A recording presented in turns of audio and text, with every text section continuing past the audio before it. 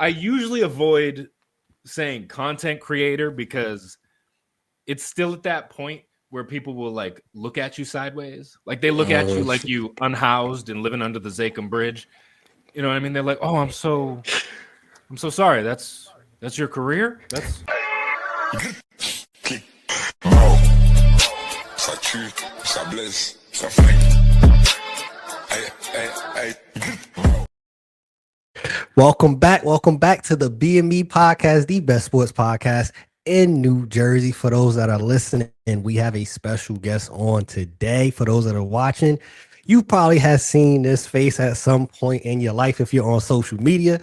Over 4.6 million followers. He has videos on TikTok hitting 48 million, Instagram, YouTube, Facebook. It's been featured on US Weekly, NBC, the Boston Globe, and plenty of other places. Actor, comedian, producer, writer, content creator, none other than B-Mo the Prince in the building. How you doing? Hey, that's one hell of an introduction. That sounds pretty good. I'm with that. Damn.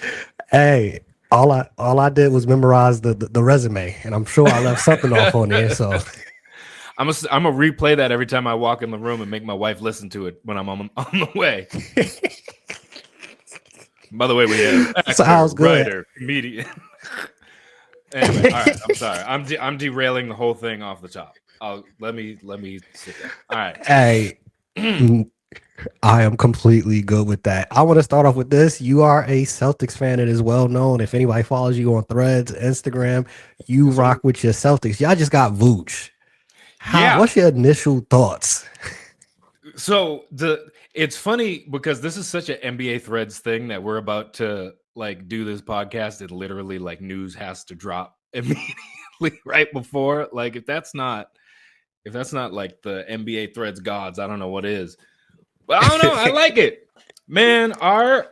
It's funny because I've wanted us to have Vooch for a while, and then now before he was like older, like I wanted younger Vooch.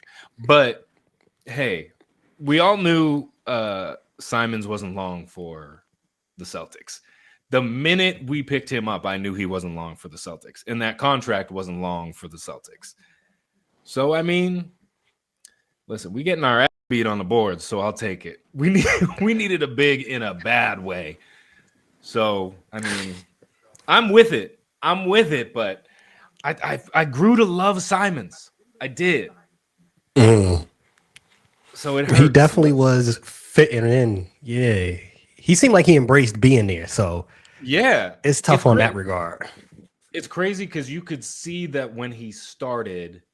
He like didn't know his role yet. He couldn't feel it out just yet. And he just started. I feel like he just started to really come into his own with the team. And he was starting to cook off the bench for us. And so it's tough. It's tough to see him go. I wish we could have I wish Brad could have worked some magic and been like, listen, come back in the offseason for half the money. And we'll keep you around because I don't love your contract, but we do love your game. But that ain't how it works. So either way, I mean, Vooch, we've been getting our ass on the board, so I'll roll with it. I'll roll with it for now. I don't even know how to feel. Shout out! You can see I'm worked up. Shout out to Chris Lindsay Hoops. I was reading this while you were saying it regarding the money aspect. The Boston tax bill drops from $39.5 million to $17 million. They get out that first apron, and y'all are eligible now to sign a player with a pre-existing salary of $14.1 million plus. Brad's a genius. Never mind. I take everything back. Love it. Love it. That's Brad right there. Hey, with how y'all season been going too, right? Tatum has recently said that he's contemplating if he should even come back or not. As a fan, with how y'all been doing, I'll say this, and I've said it on the Corner 3.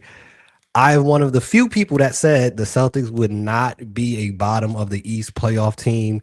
They would be a top 6 seed. Didn't see this coming to be a top 3 seed. But with how the season's been going, would you want Tatum to come back? I have stayed in the same space that if he's, and I think this is how the team probably is looking at it, because the Celtics are good organization in that sense. And when you have that much money invested in somebody, I'm sure they don't want him to come back and then re-injure himself and miss more time. So I'm sure they aren't going to let him touch a court until he's 150% right. And if that's the case, why have him sit longer? If you think he's that good to go and you've checked every box and whatever, then have him come back.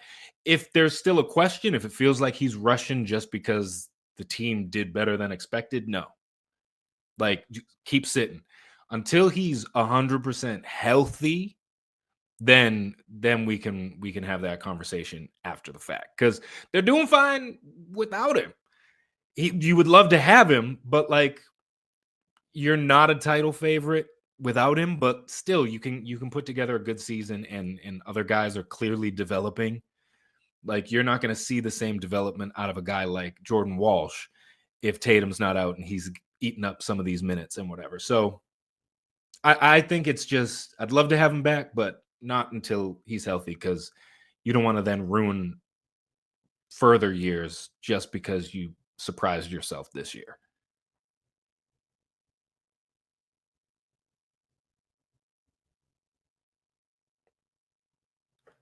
Oh, wait, hold on. I can't hear you all of a sudden. There we go. That was me. Right. I gotta get. All right, I thought I was like, oh no, I went deaf. This is terrible. What a terrible time for this to happen to me. God, I ruined this whole podcast. Nah, I gotta get my son broke my stand, so I gotta get me a stand to replace it instead of holding it, and I sometimes hit the button. So that was me. That's fair. That's fair. That's fair. I agree, man. Tatum, if you're not fully healthy, don't come back. Like you said, the development of some of the players and the young pieces has been actually beneficial for the long run. So when Tatum does come back, you can rely on a Jordan Walsh because they're making the playoffs. So they're going to get playoff minutes. They're going to get playoff experience. And it helps in the 100% in the long run. I want to ask you this, just start at the beginning. Did you always grow up in Boston? Did you end up moving to Boston? How did that go about? Because you, in everything that you do, you make sure it's known that you love Boston as a city, the sports, everything. So people from Boston will kill me because I don't live in Boston. So they'll be like, don't say you from the city if you're not from the city. I'm like, shut up. All right, I'm repping you anyway. Like, I'm giving you love either way. I was born in Boston, but grew up probably without traffic, like 25, 30 minutes south of Boston on the South Shore. So any Boston people that hear this, get off my back. I claimed that I'm not there. But to me, it's still like, if you're outside the city, sure, you grew up outside the city, but I've always been, up in the city for games, for this, for that, and whatever. So, that's my town. I do love me some Boston, even though technically I'm not a native, but whatever. Yeah, I can't say that I've been to all of Boston. I've only been downtown, and when I've been over there, I love that aspect. So I can't speak to the rest of Boston, but over there, I love the city aspect that they have, all that going on. Me and my wife have it on our list to go back there. I haven't yet been able to see the rest of Boston, but I have a list of restaurants that I've seen on Food Network that I have to try that is not in the city downtown part for you. With everything that you have and all the hats that you wear, right? Yeah. All the hats that you have on, the amount of talent that you have and skill. When people meet you and ask, what do you do? What do you say? What feels the most comfortable? Short answer is none of your business. Like, just keep it pushing. But usually, I don't know. I'll say like an actor, writer, comedian, whatever. But then when you say actor, someone's like, "Oh, what are you in?" Assuming that I was in like Avengers or something. They think that like every actor has just been in theaters or whatever. And if you say writer, they're like, "Oh, what did you write?" And I'm like, "Nothing, you know." And then you say comedian, they're like, oh, where do you perform? It's like a whole bunch of stuff. I usually avoid saying content creator because it's still at that point where people will like look at you sideways. Like they look at you like you unhoused and living under the Zakum Bridge. You know what I mean? They're like, oh, I'm so sorry. That's your career? That's okay. So I usually don't say that, but I'll say like actor, writer, comedian, or just make something else up just for if I know I'm not gonna see you again, I'm just like, yeah, I'm a consultant. I help guys get what is it? I help guys get dates with ladies like Hitch. That's I'm a consultant. You don't even know the job. I could imagine. So everything that you said, I've seen and heard those conversations of that. Of oh, you're an actor. What are you in? As if you can't do Broadway, you can't do movies and TV shows or shorts, or sometimes you end up with stuff that's on the Sundance Film Festival that may not hit theaters, and those are some of the best movies that people you sometimes don't even hear about, or it doesn't come out for years and years anyway. I've watched your content for a while, and I have to say, and I show it to my wife all the time, I'm like, I wonder what goes through your head because you take real life situations that's going on, and you posted about something like this recently about how it's been tough these last 5 years, 10 years for a lot of people. And you take those situations that are affecting people in real life and you're able to bring comedy into that. What goes into your thought process of doing that and creating these sketches? Because I feel when you talk about sketches, just in the sketch aspect of comedy that we see on social media, you definitely got to be up there with some of the top level ones. Well, I appreciate that. Tell that to whoever does the lists for like top creators and stuff because they'd be leaving me off. Anyway, it is crazy. The best way I usually describe sort of how I approach doing topical content, at least topical sketches, because everything feels kind of heavy, especially this year and last year. Is with some of that heavy stuff is I'll go back to like what one of my acting teachers had said was like back at it's easy to let me rephrase. It's easy in the position of like entertainer or whatever to feel like your job's not really at the end of the day we're not that important or whatever. But she framed it in a way which is sort of embodies how I feel is like she said how after something like 9/11 when all these people are cops, firefighters, all these people going to save lives, running into buildings, doing all this, and even take away a big day like that, just everyday doctors, nurses, people who are like saving lives and doing all these big things to serve other people and serve humanity or whatever. That's a lot, right? That's a heavy job. So when they come home, they need to get out of that mindset or it'll drive them nuts. They need something to settle them back down. They need something to feel connected to people and whatever. And a lot of times they come home, they put on the TV, pick up your phone and peep some content from whoever you like. Da, da, da, da. And that's where we are. That's where we get to serve. So the thing that's usually important to me to try to do is when this stuff is crazy and insane and tough to digest is try to be respectful of that, but like present it somehow fun and easier to digest, easier to deal with, to kind of take that heavy off, if that makes sense. And so one of the things that I usually try to do, especially because what was it? Even just like Catherine O'Hara just died, right? And mad people were upset. And I was upset because I love her in Schitt's Creek. I thought like in Home Alone, everything. I love that woman. And I was like, damn, this sucks. This day's a heavy day. And some people will look at it and be like, it feels wrong to make a sketch about her going to heaven or whatever. But on my end, it's like, I'm trying to give you this tribute to someone we all love. And I give you a character that reflects how we feel of being frustrated that she's passed away. And I'm just reflecting how I feel.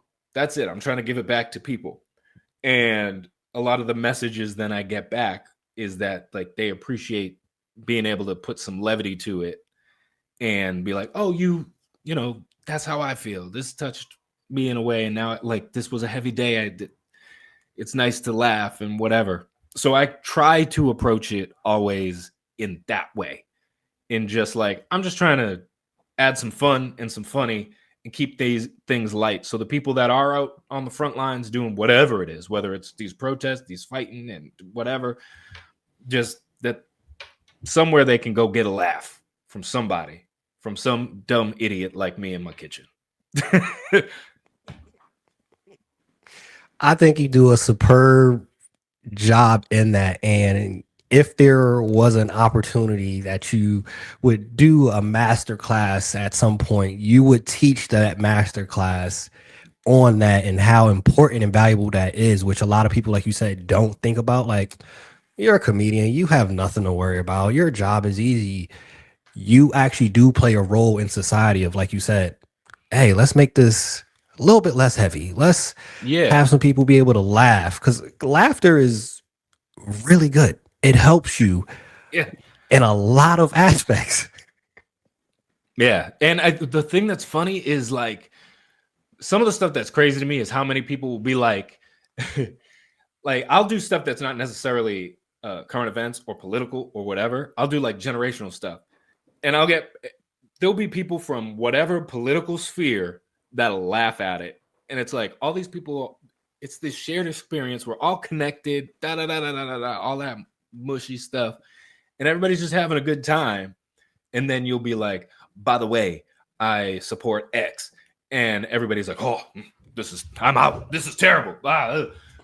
So it's kind of like, it's crazy to just see how laughing and just having a good time and just being people, we're all like connected. But then at the end of the day, these just all this trivial stuff just gets in the way. And I'm like, listen, just let's have a laugh, let's have a good time, and let's actually like talk, listen to each other, and try to connect, because that's all humans is trying to do anyway. I've seen you talk about it on multiple instances, and I always find it hilarious because you see that even in the sports aspect of it being a unifying thing from all cultures, all ethnicities, whatever, whoever you voted for. If you have a dog, if you have a cat, it's all unifying.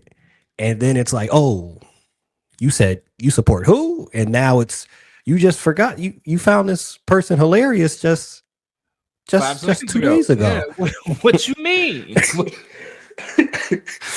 And a lot of stuff that you do put in. And granted, there is big moral separation that's happening right now. So I do understand it to a degree, but still, like at the end of the day, if you're not way on whatever, I'm gonna say whatever, but you know what I'm saying. If you're not way in that, we can figure something out. We could like, let's relax here and I don't want to say lower the temperature because that's like a buzzword, but you know what I mean? Like, let's just be people, like care about people. That's all. Jesus. That's what literally I was about to say. Literally just that is like your content though. It boils down to just humanity. Like that's most of what you're putting out is a humanity aspect. Like forget this and that and this party. Hey, let's talk about the human race. This was wrong for humans. Okay. Yeah. This is wrong for humans. Yeah. Point blank. Period. Yeah, that's what I care about. I just care about people. Like, and don't y'all? Like, what are we talking about here? It's crazy. A lot of people are missing the plot. You mentioned your teacher. So was this actually something that you always intended to do? You went to school for this. What was the background on you even getting into the comedic space?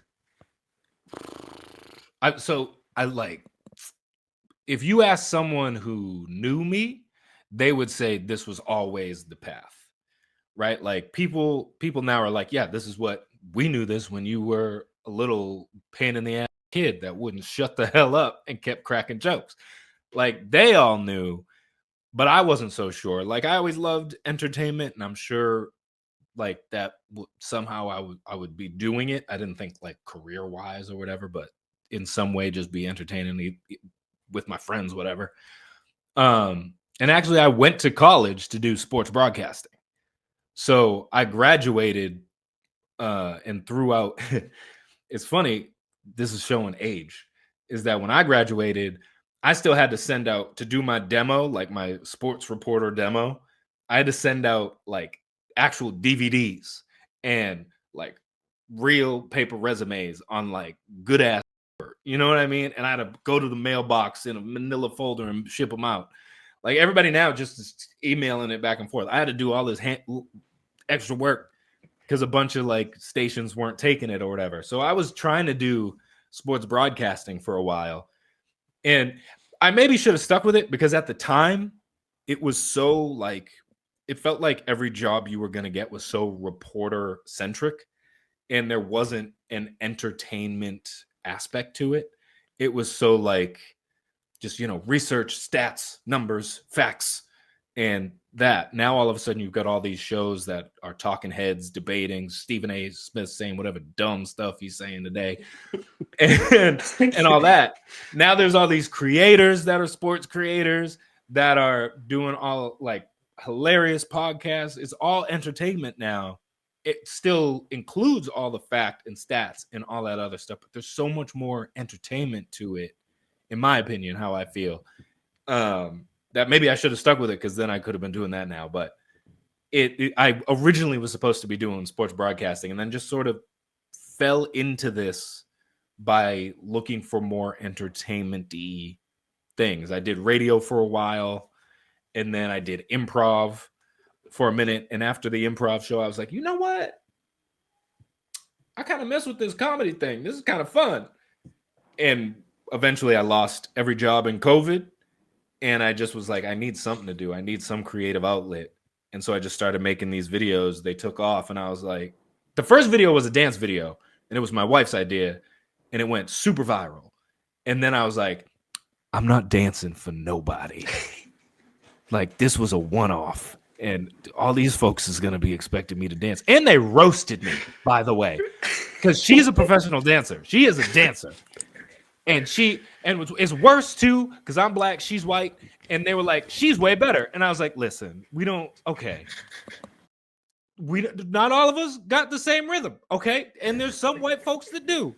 We don't need to. Why are you coming at me for it? They were like, the dude sucks. I was like, it's my video. Okay. So I was like, I'm not dancing anymore. So we jumped into the comedy thing. That has worked. That has stuck. And you will not see me out here dancing. Okay.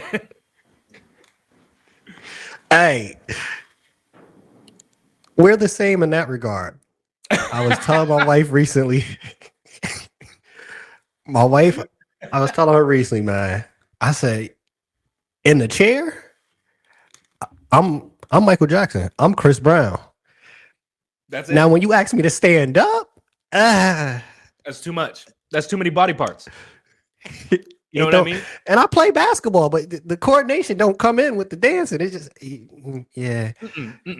Can't do it. Somebody said recently, I was at church. They was like, yeah, do your dance. I was like, no, I'm good. Like these shoulders is enough. You know that scene? I don't know why I keep going to Hitch. You know that scene where he's like elbows at 90 degrees and just like, you live right here. I'm like, I live right here. This is me. You ain't gonna, unless you gave me a lot of tequila, this is what you get. You're getting right here. Give me the tequila. I don't care what I look like. Don't show me the video later. But normally, we right here. This is right here. Happened on my way. Had some Shirley Temples. I ended up on top of the speaker talking about, I'm living my best life. Oh. On the speaker is another level, brother. On the speaker, shirt started getting unbuttoned, and I had on shorts with no socks and the slides. It was a time. Outside of that, ain't see it again. Listen. That's what you got. What you got. Hope you like that one time. because you ain't getting it again. Hope you enjoyed it. That was Never, the one off. never again with the content you're creating, man. So I have a respect for it just on the aspect of knowing other comedians and knowing the importance of social media and having the information and the analytics and timing and how important timing is. And a lot of people don't know, me and my wife did skits when we first got together. She don't like social media, so it stopped. I wasn't comfortable being on the camera by myself. I give Yeah. kudos to anybody that is doing what you're doing. How much does timing and the analytics for you go into it? Because obviously, when we look at your numbers, you figured something out. And then also the timing aspect, like you mentioned, when certain things happen, do you immediately like, I got to get this out by a certain time? Or what's your thought process when it comes to that regarding social media and your comedy? So one thing I had to start doing was like not giving a damn about what the internet was doing or what like my numbers were or what like views were. And you still have to pay attention to a degree, right? Like you want to see to be able to like grow and self-critique and whatever. So you do want to see like what worked, what doesn't. But the thing that I realized is just that like the only thing I can control is the quality of what I put out or like just in general what I put out. Maybe that day the algorithm was weird or maybe that day there was like this crazy news story so most people weren't on their phones maybe or maybe it was just like a weekend and the weather was nice and everybody was out and nobody was on their phones so then the numbers on your video are bad. That doesn't mean the video was bad, it just means not a lot of people saw it and the algorithm didn't like link with you. So I don't really pay attention a ton to analytics and whatever.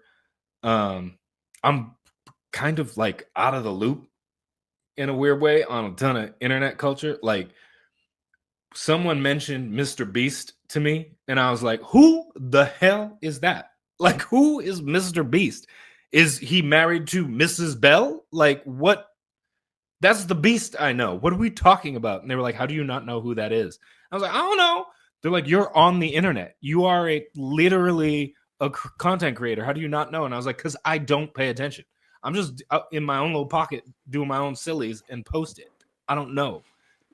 So I don't really focus on that. But when I do pay attention to like what in general people are talking about, what society is talking about, what's the hot topic, but that's not necessarily just a internet thing. That's, what's the show everyone's been talking about?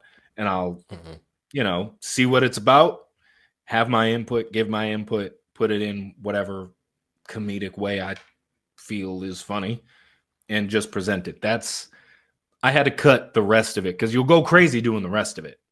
If you start worrying about numbers, this, that, the other, if you love doing it, just keep doing it. Eventually the numbers, the audience, all the stuff will find its way.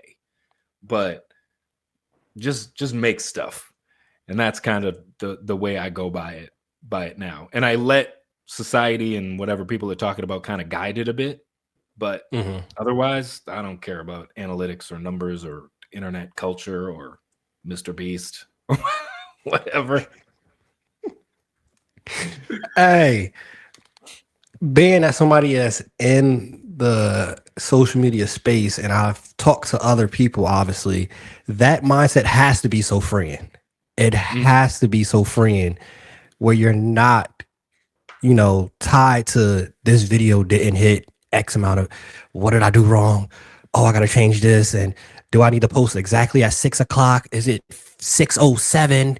When do I post? Yeah. So Yeah. I think that's extremely freeing. And I know a lot of creators that would love to have that mindset, but do not have that mindset of the No. aspect of, hey, let's just put the content out. And like you said, the numbers will come if you love it.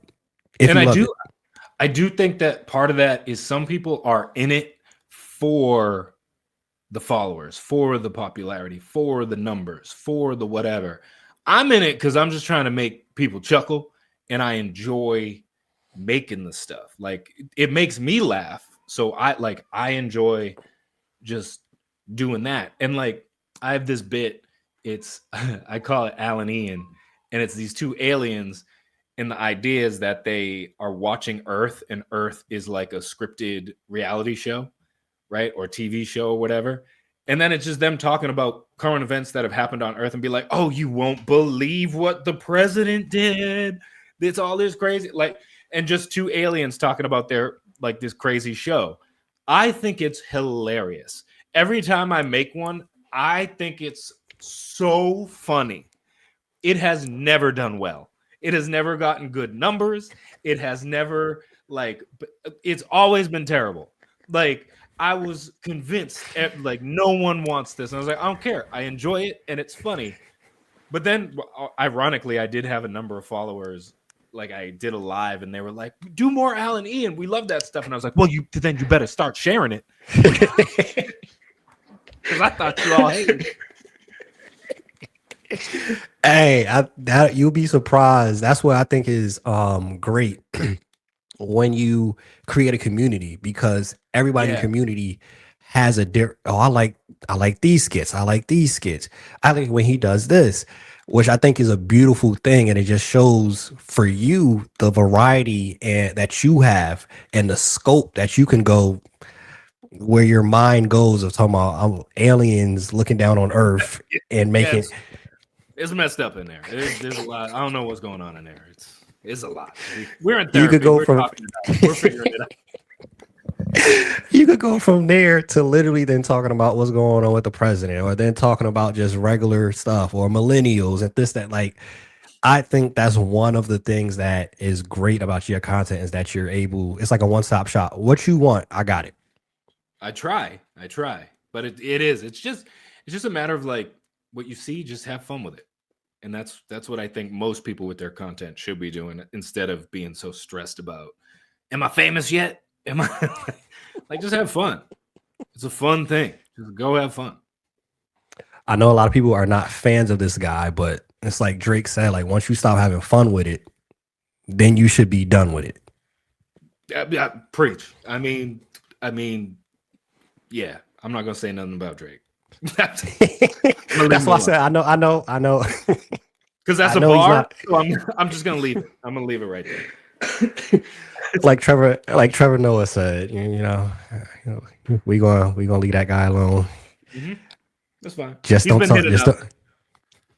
talk about K Dot. Because K Dot, like you said last time, somebody messed with him. Kind of went nuclear. Violent. I've never seen verbal violence quite like what that was. Like when someone says verbally assaulted, we need a new word for it. Like when someone's like, "Oh, this man in the grocery store verbally assaulted me." No, he didn't. Did he perform not like us and have an arena of people calling you a pedo? Like no. So it wasn't that you weren't assaulted verbally. You got yelled at. Like this, we need a new level to it because that was incredibly a lot.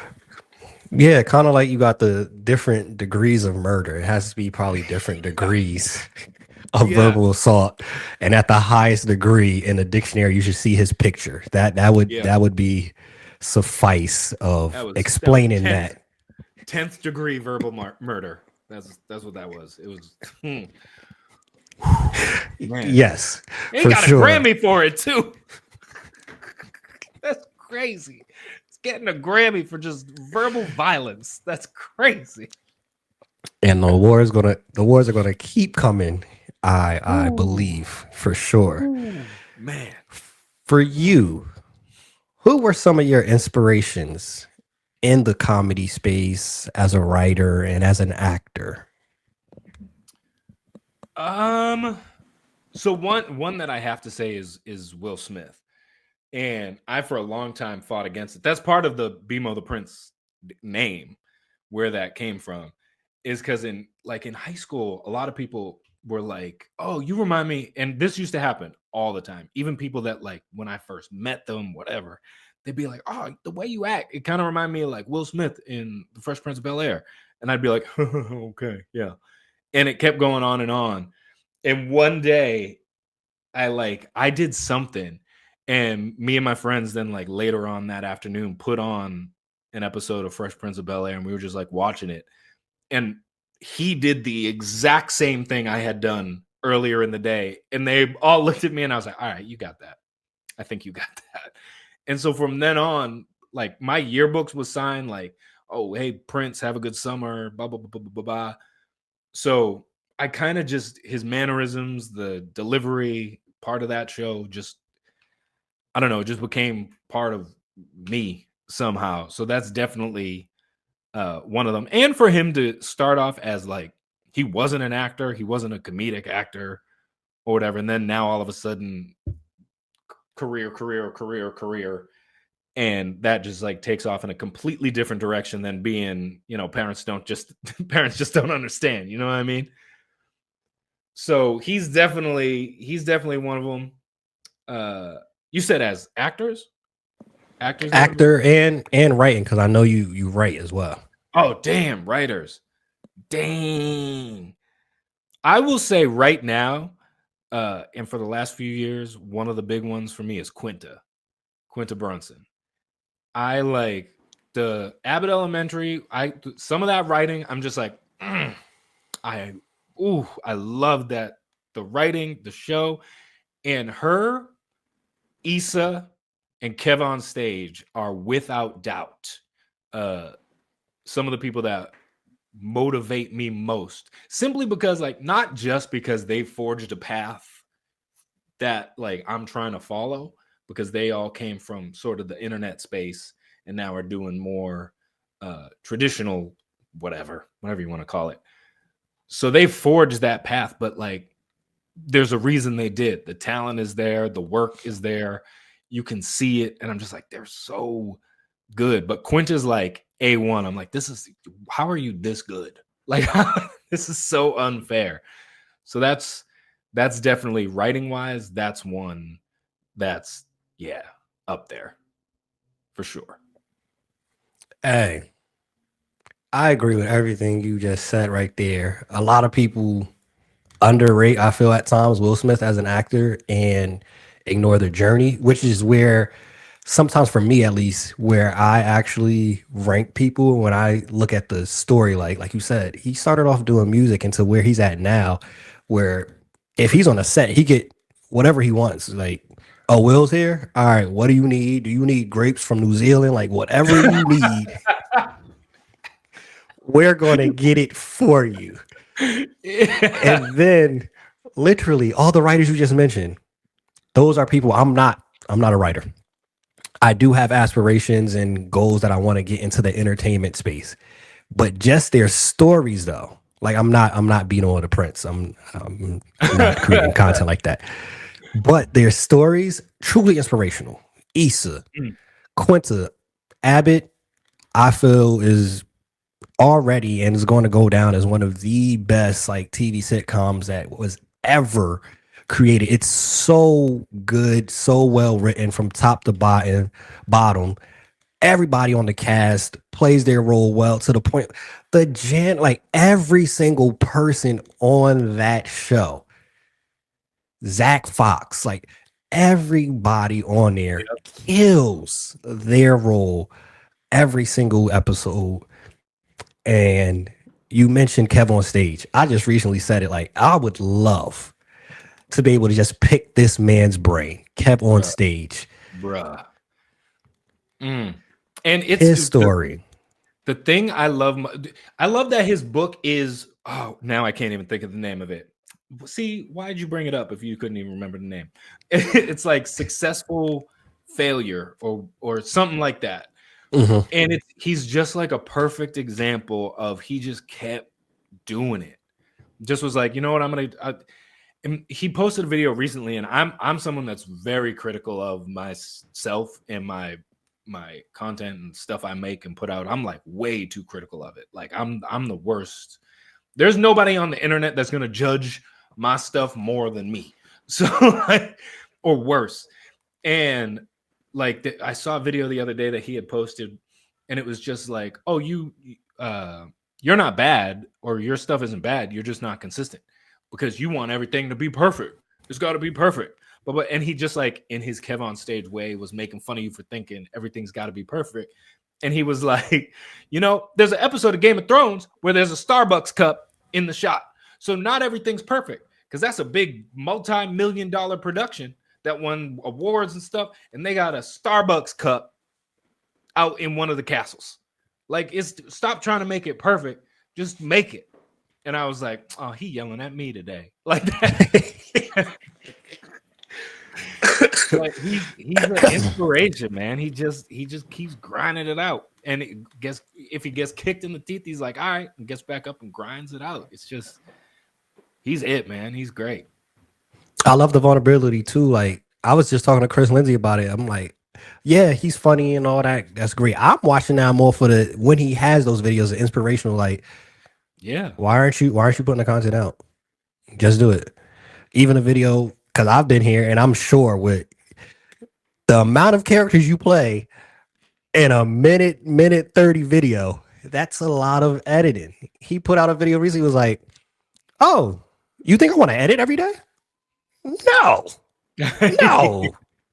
I don't want to edit every day, but I need to edit because I enjoy what I do. The editing part is what I don't like, but everything else I enjoy. So if I want to get the likes, the followers, the money, the deals, I gotta edit. Yeah. Just because you don't like it, don't mean you're not supposed to do it. Go do the editing. I was like, all right. Yeah. Let me go. Let me shut up and go edit because that's a part of the process. Like everything a part of what you do isn't cupcakes and rainbows. There's something in there that you may not like. And everybody, like you said, the vulnerability. I like pulling the curtain back a little bit and being like, hey, listen, just because you saw all these videos that looked put together and looked on point or whatever, like there was a whole lot of work and ideas and thoughts and things that had to go into that work, and there was some hits and there was some misses. And like I like when people show that, because I feel like social media so much can be like, oh, this person has a gazillion followers and they're perfect at everything. Everything's just great, and you never get to hear about the journey of getting there. And that's the most interesting part to me, honestly, is like the work that gets you there. The quiet nights, the editing, which is, he's right, it's the worst. And it like all that stuff is part of the journey, part of the bit, part of the fun of it. And I don't know, I it's so dope, and I love that he like isn't afraid to share that stuff. And it's smart because the more he when he shares that stuff, it's also more content. Like he's just getting more out there. So he's a pro.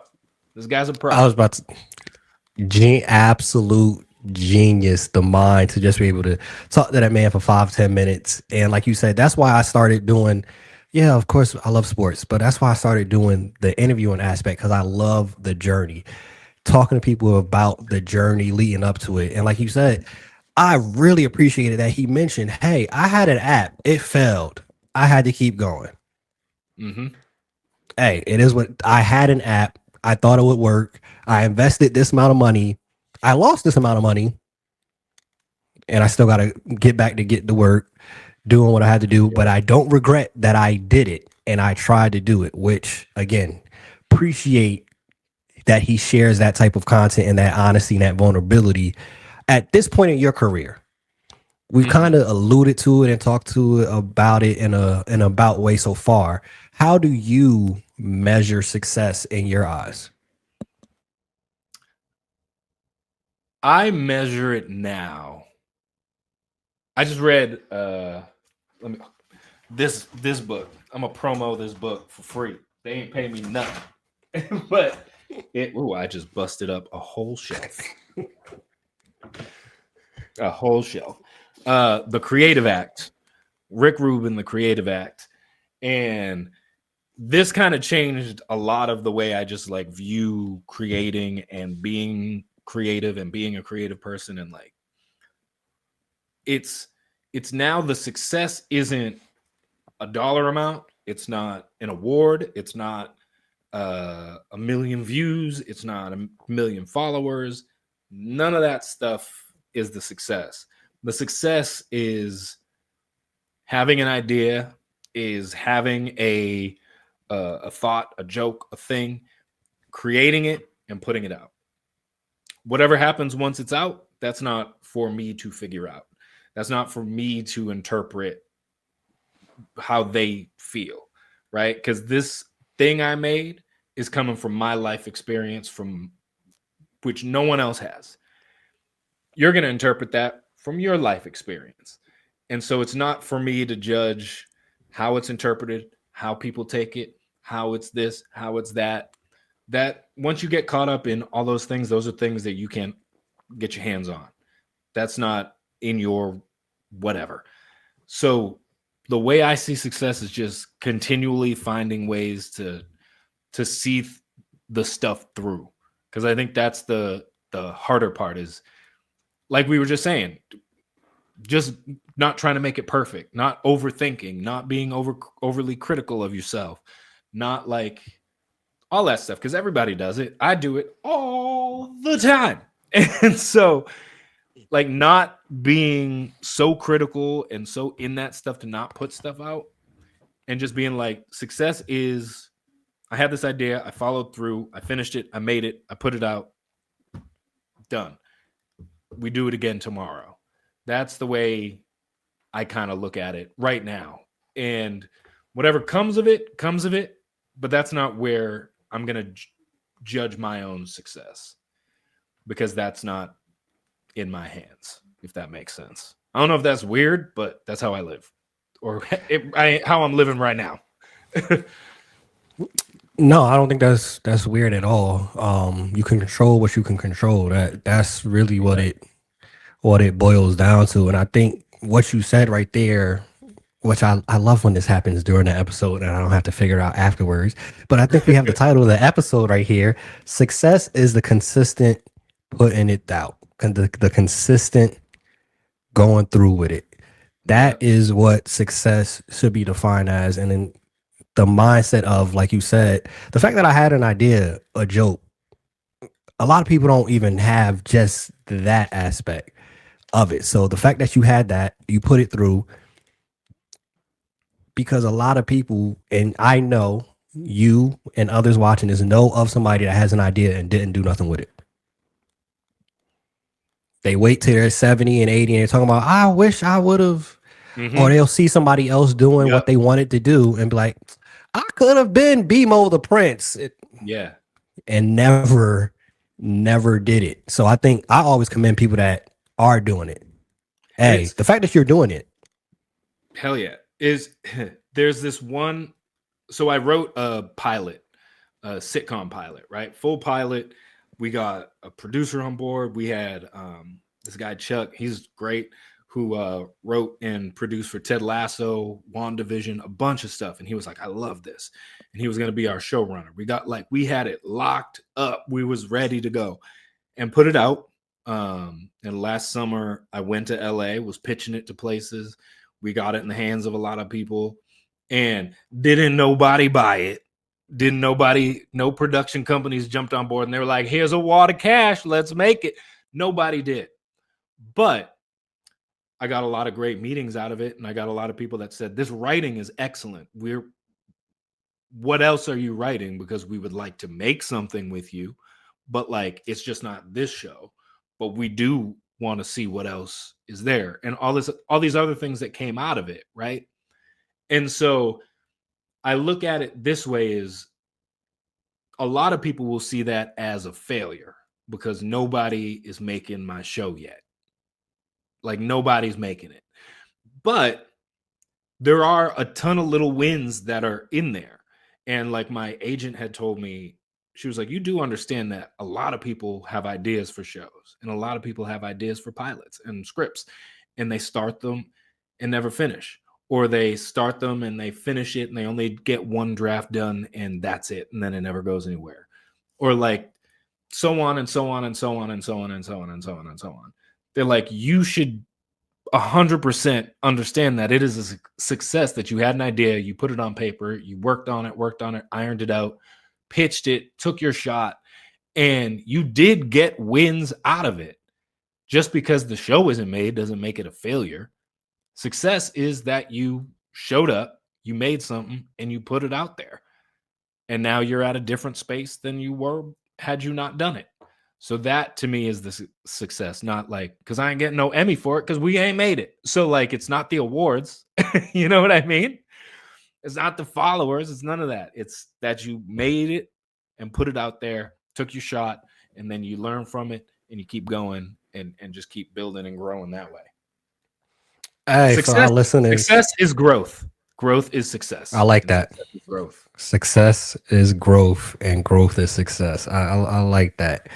I'm gonna write that one down. Every now and then I say something smart. Every once in a while, I got something. For those that anybody's ever watched this show and they like, why does Tone keep looking away? Tone is writing notes, so I know which ones to pick and what to edit and things of that nature. So I ain't gonna lie to nobody. I was like, why the hell he keep just disappearing? Like I was like, what he looking at? Like, what's over? Who is he texting? Are there more trades that I missed? Like, did the Celtics did they trade someone? What else happened? Why are you not telling me? So I did think that a little bit. I was like, I know he's looking at something. Just taking notes, which I'm sure you understand of the aspect of being a one-person team is editing. I don't have anybody behind the camera like on Club Shay Shay handling everything else. So. Yeah. This is Club Tone by himself. Hey man, for our listeners and viewers, man, if you haven't caught anything at this point, you might want to check out your hearing. You might want to check out your vision. It's been a lot of gems that's been shared in this so far. We're going to transition to our fourth quarter segment. I love food. I love to eat food. I have to figure out some way how to create content surrounding food. So when I do have guests on, I ask a food related question. What's your go-to meal? Oh, all right. So let's iron this out a little bit. Do you mean go-to meal as in like if I wanted to eat, like the thing I want to eat? Because my go-to meal right now is healthy nonsense to be a healthy person and lose some weight. So that's non-healthy. But if we're talking like a non-healthy, I'm like, God, I'm like an Italian food kind of guy. I do love me some Italian. I would. This is a great ass question. It might be some like I'm recently into. There's a restaurant nearby that makes bolognese. I think it's bolognese. People yelled at me because I said it wrong, but I'd be messing with like I didn't eat it for a long time. I didn't even know what it was because I couldn't pronounce it, so I was afraid to order it.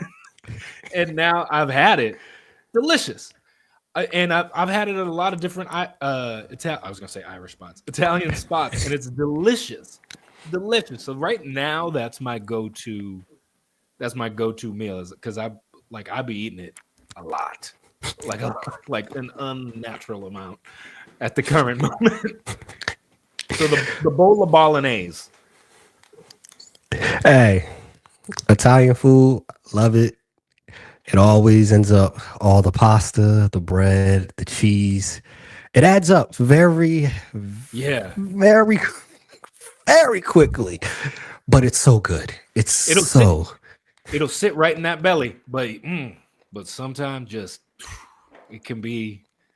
It's good. It's especially if they like season it right. If you go to like the right Italian spot where they got a little flair, they got some black folks in the kitchen making this Italian food that you definitely gonna get something good. You know, like that's no shade to any Italians. I'm just saying, like you get the right people in the kitchen, they're doing a little extra that other people might not be. That's it. No, I have to agree with that because it's a funny story that my mom and my pops told me when they were dating and had me. They went to an Italian spot, and there's certain spots in Little Italy, New York, where if you ask for like Parmesan cheese or additional sauce, they literally like scoff at you like, what do you? I made it perfectly. They don't add like salt on the table, Yeah. pepper.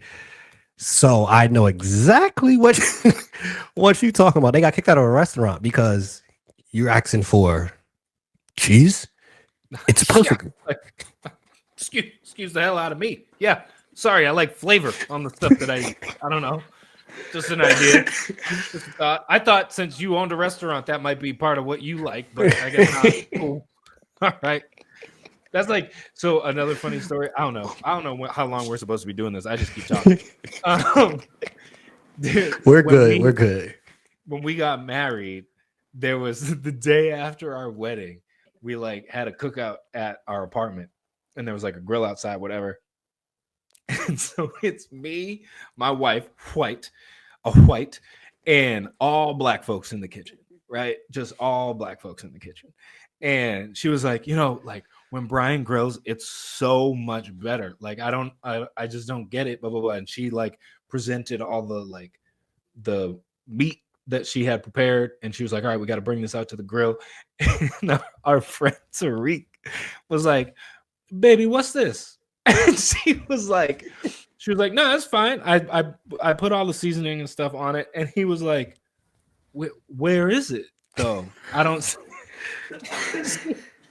She was like, well, how much am I supposed to use? Like, how much seasoning do I use? And he walks over, he looks at me, he goes, where's your spices? I go, right there. And I know exactly what's about to happen. And he opens it, and he took every spice out of the cabinet. And she was like, all right, so which one do I use? And he goes, baby, all of them. Just all of them. That's it. And shit, like she'll ask me, she'll be like, how do you know how much to put on? I'm like, I don't. She was like, do you measure it? No. Like there is a higher power that lets us know when it's enough. Oh my goodness. And that's it. It's the facts. It's just the facts. You'll never have it. Your ancestors aren't the same. That's hilarious because I've said this. I got Tabitha Brown's cooking book one time, right? To the point of trying to be healthy. Like, all right, let me see what Tab over here doing. Yeah. I'm reading a book and I'm like, now Tab, if there's people that are not a part of our culture, they would love to probably have actual measurements of the seasonings because she has literally in her book. It's in her book. It says, whatever your heart desires. Tab, that's not going to work for a lot of people. Some people got cholesterol. They might put too much salt. Tab. You got to give some measurements. That's such a black instruction. Literally, I'm opening a cookbook. I said, "Oh yeah, this is meant for a certain. This is meant for a certain demographic. Whatever the Holy Spirit leads you to do." Tab. That's we gonna need more instructions on that tab. Like you just add till Jesus touched your shoulder and said, "That's enough." I'm like, I'm reading this like, I'm good. I know what to do, but yeah. Big picture Tab. Your stuff is in Target. There's a lot of people that's gonna see this. Like, so there's someone at home. Susan, how much does your heart desire? I don't know. Is that a universal measurement? I don't know this unit of measurement. What exactly is heart desire? Is that ounces? Exactly. I opened that book. I was crying. Told my wife, I'm like, yeah, Tab ain't right for this, man.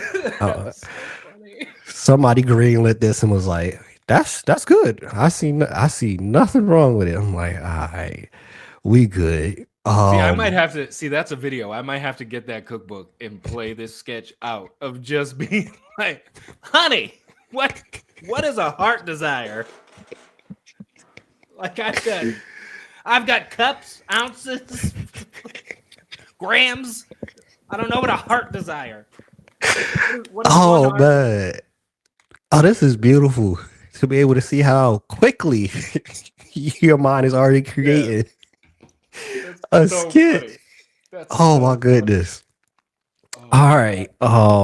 Star bench cut Boston pro teams. You got Bruins, Celtics, Patriots. Okay. What? Sorry. I can't get off the hard design. All right, start something. Start red cut. Boston pro teams. Bruins, Patriots, Celtics. So the Bruins can go to hell. I'm black. Hockey, I don't understand. That, that's number one. Start Celtics. Easy. That's I live and die with the Celtics. I've fallen off of my sportsness a little bit lately, but the one that always maintains is the Celtics. I'm a sick Celtics. Like we're a little nutty. So start Celtics. I'd bench the Patriots. And then I'd cut the Red Sox, which I was a big Red Sox kid. Like I was a big baseball kid growing up, and I loved the Red Sox, especially with like Pedro and Ortiz, and like they had Dominicans everywhere. Manny, it was just the Dominican Republic national team up in Boston, and I loved them. But since it's kind of just fallen off, they've like I don't know what they're doing over there at Fenway, but definitely start Celtics, bench Patriots, cut Red Sox, and the Bruins can, they can move. I don't know, whatever. That They Boston. didn't make the team. They didn't make the team. That Red Sox squad back then, man. It was a lot of kilo K. It was wild. It was wild, bro. Most definitely. Beautiful times for Red Sox during that era. A couple more before we end off the show. Again, appreciate you taking time out your schedule. Who is on your Mount Rushmore? Your Mount Rushmore, your personal favorite of comedians, comedians, and then actors. Okay. Comedians. Oh, so comedians hard because I'm like a flavor of the month kind of guy when it comes to comedians. I know automatically Dave's up there because I've never not been like that's appointment viewing to me is I gotta go see what Dave's up with. And it really like depends on the mood because there's like I love Bernie Mac, love Cat Williams, love I'm trying to think of like who I like always go to. I did love Kevin Hart. I love Kevin Hart's earlier stuff. Damn. And I'm also like, I'll put it to you like this. I'm also sort of like an old comedy dude too, in that like not necessarily just stand up, but like there's like Carol Burnett way back in the day is a comedy killer, right? Is a legend. Then there's like Dick Van Dyke and like and this is just me watching TV Land as a millennial, just being like, I don't know what none of these shows are, but they're funny as hell. And so it's like Carol Burnett. I love Steve Martin and Martin Short, which crazy. I was at VidCon and they asked like, who's one of your favorite comedians? And I was like, oh, none of you kids is gonna know who this is. And I was like, Steve Martin is one of my favorites. And they all went crazy. And I was like, what the hell just happened? And they were like, well, he's in the show with Selena Gomez, so they all know who he is. And I was like, oh, that's brilliant. What a brilliant move that was, Steve Martin. You put yourself like you didn't have to appeal to the young audience. You just were like, hey, youth, come here and just let us be funny next to you, and they'll know us. It's easy. So like Steve Martin's in there. Dave, Steve Martin, all of the Kings of Comedy are in there. I saw DL just recently, and he was fabulous to see live. Man, my Mount Rushmore of comedians, it depends on the day. Because sometimes I'm also like, I love a good, clean comedian. If you can be funny without cussing or being like over the top, I'm like, ooh, you good. You is good. So that's hard. But Dave, that's my Mount Rushmore. I'll put Dave right there, and I change the other heads here and there. And then actors, Yeah, I want your actors. If you're not saying Denzel, you're wrong. Period. Point blank. Denzel up there. Uh, I'd put. Who else is like? Who else do I really love up there?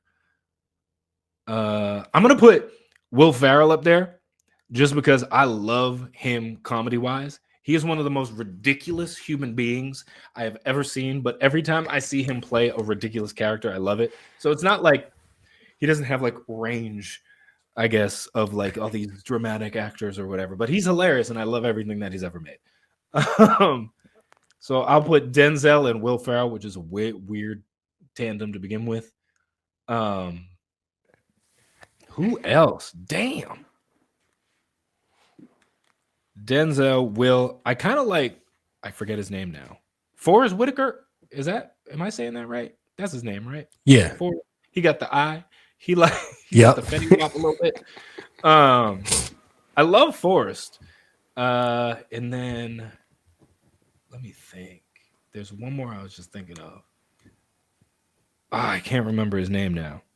See, this is part of my problem too, is I forget everybody's name.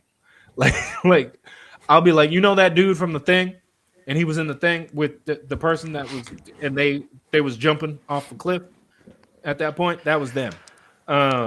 I can't think. I'll say Michael B. Jordan because like I like where he's been lately, and he's just the next person I thought of that I could remember his name. So, and the entire cast of Sinners, that too. Oh no, Chadwick is up there. We have a picture of Chadwick hanging in the basement. So, like, yeah, Chadwick. I can't believe I almost didn't say Chadwick. My God. Denzel, Will Ferrell, Chadwick, and whoever else you want to put there. Good God. Yeah. Chadwick, everything that we found out on the back end, and he was still doing some iconic roles, is just like you tip your cap off to that man, and he was doing what he loved. So shout out to Chadwick Boseman. You didn't mention his name, but what I see when I watch you, which I appreciate, is I'm not saying that you act like him, but I love that you have the range like Eddie Murphy of having the multiple roles, multiple characters, and it's you, like, Yeah. and you embody each character. So if you were not looking, you would not know that. All right, that's Brian too. Oh, Brian did that too. That's Brian too. And I think obviously if you had coming to America and that level of financing back in it, we wouldn't be able to look and tell that, oh, he's playing Same dude. a mom, he's playing an alien. Yeah. You wouldn't be able to tell it. So you didn't mention them, but I just wanted to say, like, when I watch your content, I've told my wife, I'm like, yo, this is very Eddie Murphy-esque, and hearing his story of like how the studios didn't want him to do it and how much time it takes to do that. It's a lot that you do. So I want to tip my cap off to you that it's given Eddie Murphy to me. I will sprint with that because Eddie's on that list of just unreal comedic talents. Like not even just like stand up. Like when you look at that, like just comedic talent across the board of everything is just next level. And that's one of my favorite things and comments that I ever get that actually makes me feel like, oh, maybe I'm not bad, is when people are like, a lot of times I forget that all the characters are you. Like sometimes I just forget that you are it's the same person. That's all these people. And I'm like, okay, so the work is working. That's good. I'm glad I'm not wasting my time. But that's I try, and so that's gonna sit with me. I appreciate that. Hey, no doubt. Last one before we get you out of here, I'll ask this, right? So if you mentioned some of these names, if you had the opportunity to be a writer for whether it's a movie, a TV show, or even a comedy special, who would you prefer to write for between Kevin Hart, Dave Chappelle, and we'll throw in there Cat Williams? Ooh. I'd probably I love Kev and Kat, but I'd probably say Dave just because one, like I already said Dave was like my easy Rushmore pick. But the when I like try to write my comedy or write jokes or whatever, I want there to be more to it than just jokes. I like the jokes to be the sprinkle on top, right? So like I like to think of it as storytelling, and I'm trying to tell you a good story that you would like even if it wasn't funny, right? And then sprinkle jokes on top to make it funny. So you're going to be entertained either way. And I think Dave does that better than just about anybody. And every time I watch a special, even if you're not laughing, you're glued, right? And so I think just he's just too good to not be writing with Dave. He's just too good. He's just too good. And I don't know what outside of I don't know if Kevin has been writing shows. Like I don't know if he wrote any of the movies or whatever. I don't know what he'd be writing. I haven't paid attention enough. So like I don't know if he's how much he's doing, but I know he writes his stand up. So that and it's been funny. But I just think Dave could write literally. Dave could write novels if he want. Like Dave could write anything. So I think it would have to be Dave. Man, I am not a comedian, obviously, by any stretch of the imagination. I'm not stand up. I'm not doing any of that, right? But I'm going to go and be hyped when I talk to other people and my wife that I know a little bit something about the game of comedy, because that's what I say with Dave Chappelle. The storytelling is Mhm. epic. Chef's kiss, nothing wrong with it. The way he could the whole thing, it's such an art. The whole thing Yeah. is coming back to this one central thing. Like I'm watching, I'll be like, oh shoot, he done brought that back around. Oh, that's oh my goodness, that's next Yeah. level, and that's the comedy that I personally love the most. Like Dave Chappelle's of the world, Ali Sadiq, people like that, where it's like, yo, it seems just so regular, like a conversation, but he's telling you a story and you're just so comfortable and you have no choice but to be like, oh, Yeah. wait, what's next? And even if you Yeah. don't laugh, more so with the Dave Chappelle aspect than others, this is where I can see where you like Chappelle is within your content. You do the same thing. It's like, I'm gonna talk about the things that y'all may not want to talk about. I'm Yeah. gonna touch on those topics. I feel Yeah. comfortable touching on those topics. You can't cancel me, even if you Yeah. want to. Yeah. You Yeah. you can't cancel me. I'm gonna come back and do the same joke again, and I'm gonna go do this. You very much do the same thing, and you've shared with people like, hey, you can unfollow if you want. Yeah. Bebo's still gonna be here. You don't need to be here. I had someone comment once and they were like, yeah, real smart to alienate like some of your audience. You like that's what you rely on to make your money. And I was like, brother, my brother in Christ, let me tell you, the only person that Brian Moller relies on is Brian Patrick Moller. That is the only man he relies on. I am not relying on nobody. I'm gonna make these jokes whether you are here or not. Someone will fill your spot. Trust me. Believe it. Believe it. There's billions of us on this planet. Some of y'all is gonna find me funny. Somebody. Billions, Yeah. billions. It's Somebody. It's for it's wild. somebody. It's wild. But Dave, yeah, Dave is it's the storytelling that is really it's and there's other guys I just don't think of all the names, and like Ronnie Chang is great. Mhm. He had a bit that I saw live that was great, and like just the craft of it, like the way it was crafted was so brilliant that I was like, damn, that's good. And like Hassan Minaj, who talks about political stuff all the time and is so brilliant in the way. Trevor Noah is also really good with that. Like there's tons of them, but Dave is just like, he up there. If there's a master class to be taught on that, that's Dave Chappelle is the person that you hire. And if you're a part of his team and you get to be around him, it's a lot of gems, a lot of wisdom that you getting from Dave, which I know the vibes here at the BME podcast. If you stay ready, you ain't got to get ready. Bench mob, we out. Peace. Hey, so, yes, sir.